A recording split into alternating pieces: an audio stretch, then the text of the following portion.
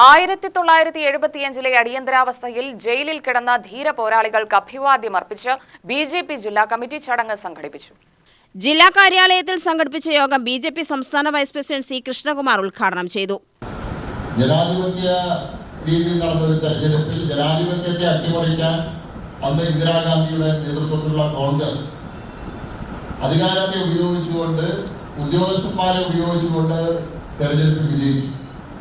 ആ തെരഞ്ഞെടുപ്പ് വിജയം ചോദ്യം ചെയ്തുകൊണ്ട് ശ്രീ ജയപ്രകാശ് നാരായണൻ കോടതിയിൽ കൊടുത്ത ഹർജി ഉള്ള തീർപ്പാണ് ഇന്ദിരാഗാന്ധി ഇത്തരത്തിലുള്ള ഒരു അടിയന്തരാവസ്ഥയിലേക്ക് രാജ്യത്തെ തള്ളിവിടുന്നതിനുള്ള നടപടിയിലേക്ക് നയിച്ചത്.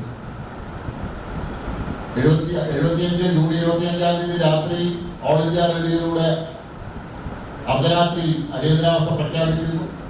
രാജ്യത്ത് ജൂൺ 26 നേരം പുലർന്നത് രാജ്യത്ത് എല്ലാ സ്വാതന്ത്ര്യങ്ങളും ഇല്ലാതെയായി, പത്രസ്വാതന്ത്ര്യമില്ലായി, പൗരസ്വാതന്ത്ര്യമില്ലാതെയായി, ജുഡീഷ്യറിക്ക് യാതൊരുവിധ അധികാരങ്ങളും ഇല്ലാതായിട്ടുള്ള ഒരു ദിനത്തിലാണ് ജൂൺ 26 രാജ്യത്ത് ജനങ്ങൾ കണ്ണു തുറക്കുന്നത്.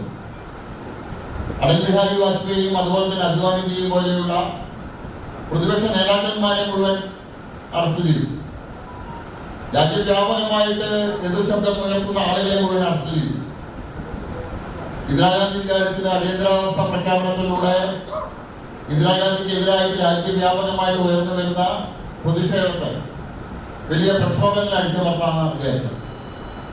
ജയപ്രകാശ് നാരായണന്റെ നേതൃത്വത്തിൽ ബീഹാറിലും രാജ്യത്തിന്റെ ഉത്തരേന്ത്യൻ സംസ്ഥാനങ്ങളിലൊക്കെ വലിയ രീതിയിലുള്ള പ്രക്ഷോഭങ്ങള് പ്രാദേശിക ഗവൺമെന്റ്, കോൺഗ്രസ് ഗവൺമെന്റുകൾക്കെതിരായിട്ടും അതുപോലെ തന്നെ ഇന്ദിരാഗാന്ധിക്കെതിരായിട്ടും വലിയ പ്രക്ഷോഭങ്ങൾ രാജ്യത്ത് ഉയർന്നു വരികയായിരുന്നു. സംസ്ഥാന കൗൺസിൽ അംഗം KG പ്രദീപ് കുമാർ അധ്യക്ഷനായി. മധു മുഖ്യപ്രഭാഷണം നടത്തി. ബിജെപി ഈസ്റ്റ് ജില്ലാ വൈസ് പ്രസിഡന്റ് സി മധു, ഈസ്റ്റ് ജില്ലാ പ്രസിഡന്റ് പ്രശാന്ത് ശിവൻ, ദേശീയ കൗൺസിൽ അംഗം N ശിവരാജൻ, ഈസ്റ്റ് ജില്ലാ ജനറൽ സെക്രട്ടറിമാരായ AK ഓമനക്കുട്ടൻ, ഷൺമുഖൻ, K സുരേഷ് ബാബു എന്നിവർ സംസാരിച്ചു. UTV news, Palakkad.